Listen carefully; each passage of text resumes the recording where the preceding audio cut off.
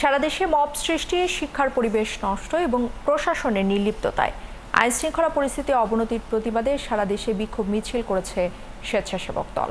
মঙ্গলবার বরিশালে নগরীর অশ্বিনী কুমার হল চত্বরের দলীয় কার্যালয়ে জড়ো হন স্বেচ্ছাসেবক দলের নেতাকর্মীরা। পরে বের হওয়া বিক্ষোভ মিছিল নগরীর বিভিন্ন সড়ক ঘুরে।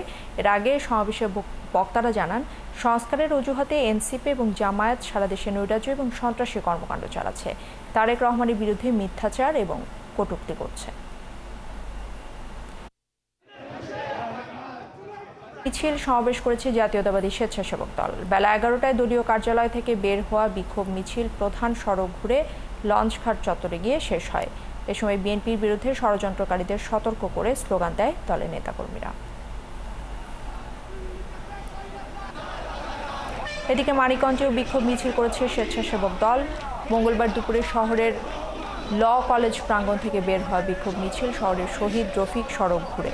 এতে অংশ নেয় দলের কয়েকশো নেতাকর্মী। মিছিল শেষে খালপাড় এলাকায় শহীদ রফিক চত্বরে অনুষ্ঠিত হয় সমাবেশ। এ সময় জামায়াত শিবিরকে দেশ বিরোধী বলে স্লোগান দেন অংশগ্রহণকারীরা।